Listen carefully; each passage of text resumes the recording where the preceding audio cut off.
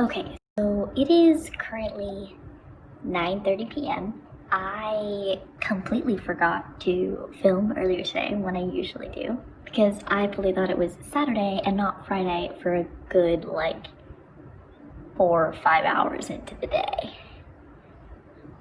Time has no meaning, whatever. That's why the lighting and the audio is going to be weird. Deal with it.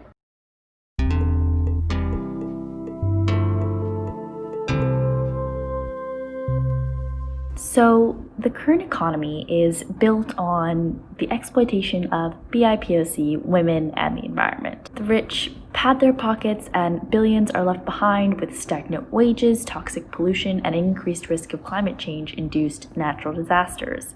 See previous video.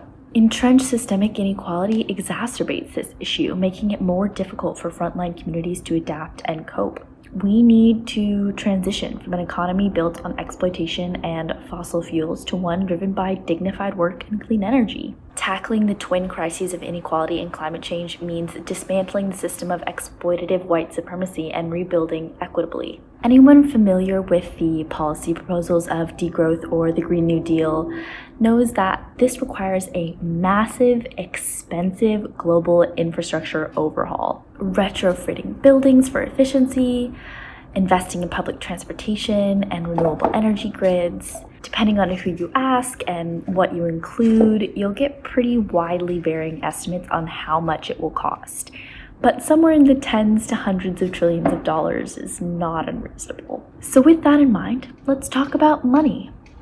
With recent calls to defund the police, I've seen a lot of infographics floating around about how much money we spend on policing. This one's my favorite.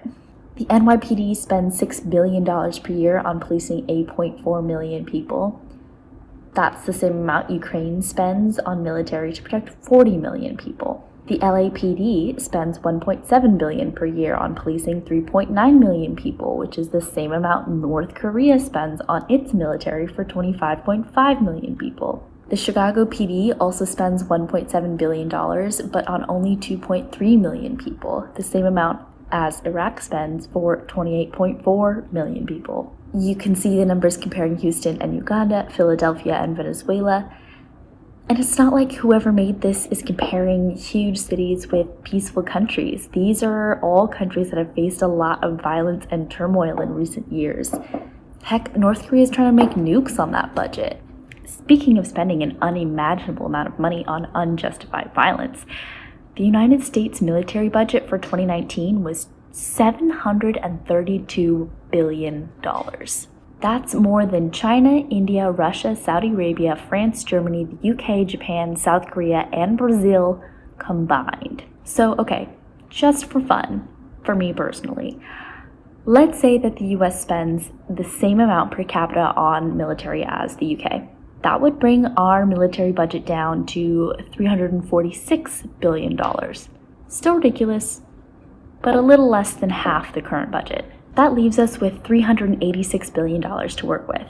Now let's say we did the same to the $115 billion the US spends on police every year. Cutting that in half gives us an additional $57 billion. We also spend about $80 billion on incarceration, which honestly we could cut down a lot more than half. So let's arbitrarily go with 75%. That'll give us another $60 billion. And for just an extra bit of fun, let's raise the top income tax bracket to 70% on income over $10 million.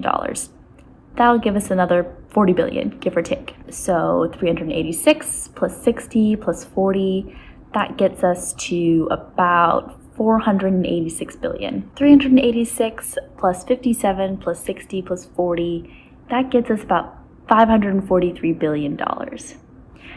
Gosh, now how could we spend $543 billion? Okay. $257 billion could be spent on basic health insurance for the 200 million Americans currently not covered by Medicare or Medicaid.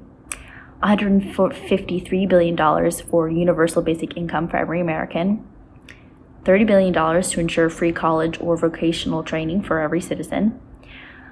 $20 billion to eliminate homelessness in the U.S., $20 billion to overhaul K-12 education, The remaining $63 billion, let's just start to make a dent in the trillions of dollars it will take to overhaul our infrastructure for sustainability. All that could happen with money that realistically is available to us. That's some perspective.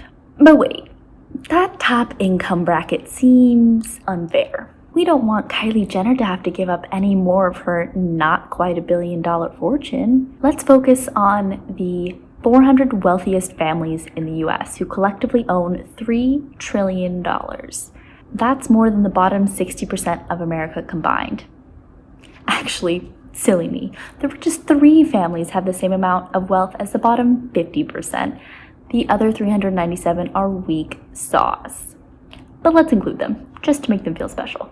If we took 85% of the richest 400 families' wealth, that $3 trillion, we could test everyone for coronavirus, eradicate malaria globally, provide clean waters and toilets to every human on Earth, give $10,000 to every American household, eliminate all federal taxes on households earning less than $80,000 for the next 4 years, and get this, all 400 would still be billionaires.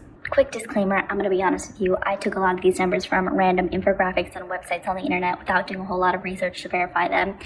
I like to think I chose reputable websites, but even then, all these numbers are kind of impossible for professionals to calculate, so take them all with like a gallon of salt. I'm also aware that high-key this is not how the world works. I'm not presenting any of this as absolute fact, just trying to give you an idea of scale. Okay, I'm honestly not super sure what the point of all that math was. I'm tired. Say goodbye to the people. Bye-bye. Bye. I was just seeing all the things on Instagram and getting angry. So I guess I hope it makes you angry too. I hope it puts in perspective just how whack the current system is. And I hope it makes you realize just how much we can accomplish by dismantling it. Okay, Maka wants to say bye too. Say bye-bye to the people, buddy. Bye.